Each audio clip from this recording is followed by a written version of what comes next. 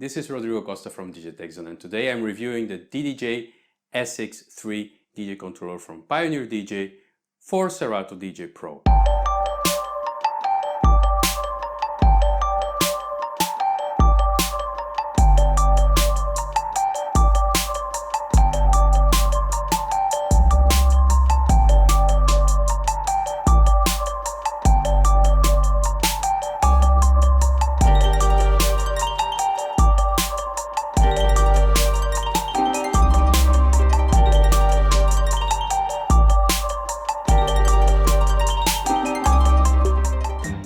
This controller is built for Serato DJ Pro, and if you want to use Rekordbox DJ, well, there are other controllers for that, like the DDJ-RX that is designed for Rekordbox DJ, and which I expect to see a new version, an updated version pretty soon as well coming out. But this is the SX3. It's the third generation controller in the SX family from Pioneer DJ, and that's a good thing because it had time to mature.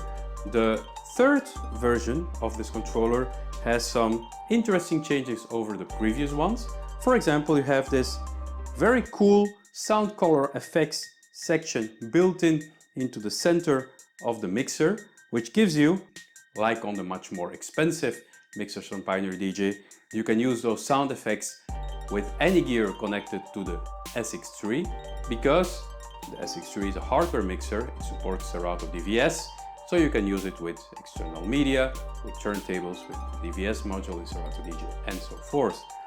So that's very nice. And also it gives you extra, when you're playing with Serato DJ Pro, it gives you extra creative possibilities effects-wise when you're DJing. This controller also has a double USB input, and you can switch between USB A and B. All the switch controls for each channel are implemented on the top panel, which I'll really prefer versus the older generation where you had to switch on the front, which if you are in a tight DJ booth can be a challenge, which for me was always one of the lesser interesting features of the DDJ-SX and SX2. So here you have the switches properly on the top panel. You can switch between A, B, phono and line.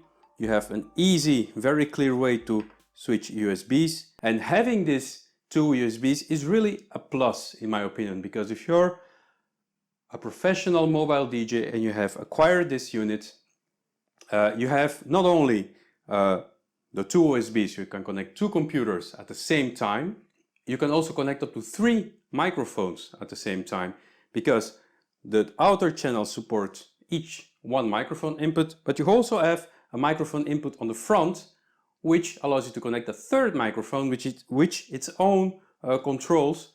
So you can always have, even if you have your 4 channels completely busy with gear connected, playing, you still can plug in a microphone on the front and have microphone capacity, even if all the channels are taken, which is a great thing for mobile DJs in busy environments. That's really great. Build quality is fantastic as always. It feels solid, it feels really nice, it feels like it should feel from Pioneer DJ, with excellent jog wheels and overall a really high quality mixer, all for around $900. So a very competitive offering from Pioneer DJ we have here. So let's dive into a little bit more details and go through each specific element. So you have, of course, the decks, which have a lot of controls. It's really busy. But it's in a good way, because everything that you need is there. You have the top section with the effects, which is a very traditional top section with the 3 effect knobs, the on-off buttons, and the channel assign for each effect module. You can assign each module to the channel itself or to the 2 channels. So you can assign them actually to 4 channels, which is the shift button. You can assign 1 effect module to 4 channels if you would like to, which is quite interesting to have. It's a nice way of implementing. Touch strip, really handy to quickly browse your tracks.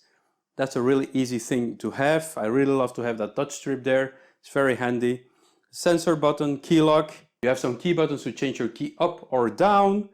You have a deck switch. You can switch between deck 1 and 3 or deck 2 and 4, of course, on the other deck. And you have a long throw pitch fader, which is very nice to use. and very handy to have there.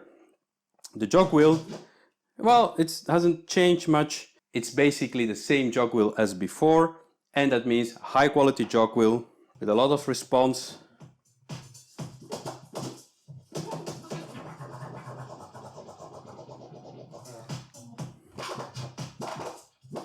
If you want to do spin backs on this jog wheel, however, it's something that you will not be able to do as you do on other gear or on media players, because the spin back, the jog wheel is quite stiff when using. So if you want to do a spin back, you will have to actually execute the spin back a little bit differently here. But that's a little detail. And apart from that, I think that's why I like to have tension adjust on jogs, and the DDJ-1000, for example, has tension adjust. You can really freely set the tension of your jog, and you can adapt it to different situations. It's not possible here, but besides that, it's a really great jog wheel, really high quality, and you know, having those indications on screen are really handy, even though that if you have played with the DDJ-1000 where you have a full LCD screen with a lot of information in the middle of the jog wheel, this starts to feel a little bit old. That's the way it is. I mean, if you show us Pioneer, if you give us really cool new technology, and then we see this, it feels a little bit old. It's less useful than those full screen or high resolution LCDs that Pioneer started to debut.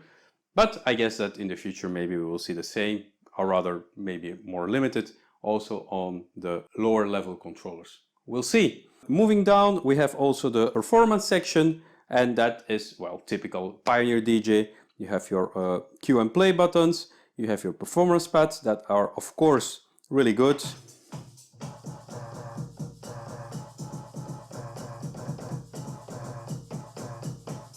You have the usual effects that you expect on a Pioneer DJ controller, such as roll,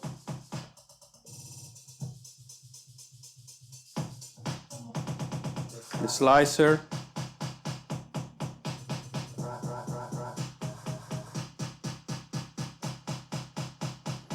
sampler, and if you go underneath with the shift button, you have cue loop, saved loop, slicer loop, and even the pitch play or the velocity sampler. So you get a lot of features here, and that's nice. I really like to have those pads there. I got used to it as a DJ, and I guess that everybody that uses a controller for a few years got used to having those performance pads there. These are again high quality performance pads, and they're really useful. You have a quantize button also that is handy if you want to toggle between quantize and not quantize when you're playing, depending on if you want to hit those cues exactly where you want to hit them, or you want the computer to do the quantizing for you. Depends.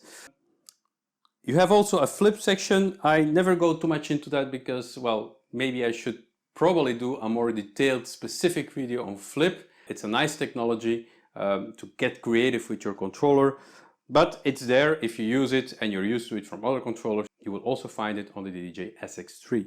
Then finally a loop section, proper loop section with an auto loop that you can easily adapt. And also a manual loop section where you can manually loop your music. That's the DAC. Moving on to the mixer. The mixer is very easy to use. As I said, I love the fact that those channel selections have moved back upwards. That's a good plus for me. And apart from that, you have of course your navigation knob, you have your channel knobs, and all the channels have trim, a 3-band EQ, a filter, and you have also of course those sound color effects, which are really cool. Jet, noise, and your traditional filter.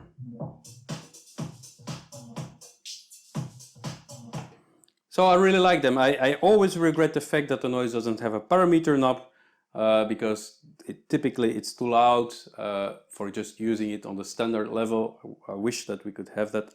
Not sure if you can change it in the software. Maybe you can. I didn't try it. Let me know in the comments if you can do that. Then I will know. You have the cue buttons and the booth level and the sample volume underneath. Of course, the master lever is there. Rather small VU meters for the master. That's a bit of a shame that they are that small, but that's the way it is. You don't have more space, of course. And underneath you have a nice loose crossfader, really good crossfader. And you have your crossfader assign switches as well. And that's basically the mixer of the DDJ-SX3. I mentioned already it's a DVS enabled mixer, so you can use it with DVS if you have the license, if you have the optional DVS module, and you can also plug in whatever gear you want, whatever audio source you want into the mixer, because it will just use it. One more thing about the mics, because that's really specific, and Pioneer DJ really marketed the DDJ-SX3 as having 3 mic inputs, and that's quite handy because you can switch the outer channels to mic 1 and mic 2, and you have all the features of those microphones available on each channel. So the color effects, everything you want, if you need that. But additionally, you also have a microphone input on the front of the controller with its own level meter, so you can determine the volume of the microphone. It's quite limited, the third. You don't have all the features for the other 2 mics, but at least you have an extra mic, and that's really a good thing if, as I said, your channels are taken by other audio equipment. So overall, the DDJ-SX3, it's quite the controller. Let's have a look at the back of the DDJ-SX3 and see what happens there. So on the back of the DDJ-SX3 we have, of course, the master output in XLR, we have an RCA output, and we have a booth output. We also have, for each channel, we have the RCA input, with channel 4 and channel 3 having their separated microphone inputs. Channel 2 and channel 1 can be switched between line and phono. Furthermore, we have the 2 USB inputs, the on-off button, and the power input as well. On the front of the SX3 we have jack and mini jack headphone, we have the level for the headphones, the mix setting for the headphones, the crossfader curve, and the microphone input. Maybe a last point of critique is that your headphone knobs are on the front, which again are a little bit harder to use than when you have them on the mixer, but if you look at the mixer, there is really no room anymore to put that, so Pioneer was forced to put it on the front. And still, I prefer to have the microphone settings on the front, because really you are listening in your headphones, so you can adapt them without looking at them. So unlike your switches, which is, it's harder to hit the right one if you're not looking at it. The headphone levels are fine to be on the front, even though I prefer them. I really prefer everything on the mixer. I'm a bit obsessed with that. You have noticed that over my reviews, but that's the way I feel about it.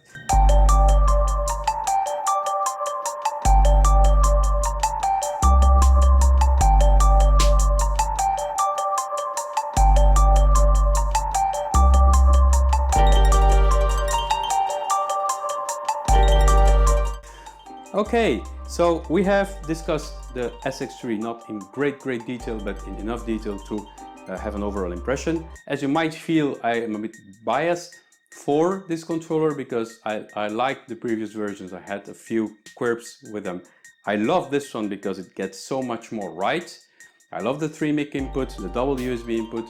In resume, if you are a professional DJ, club DJ, or a mobile DJ, if you don't have an unlimited budget, or if you have a limited budget, let's put it like that, but you still want a really good controller for Serato DJ, you want 4 channels, you need to have those extras like all the mic inputs and the DVS, and you need it in a compact unit, well, this is it. Really, this is it. This is undoubtedly one of the best Serato DJ Pro controllers on that level that you can get.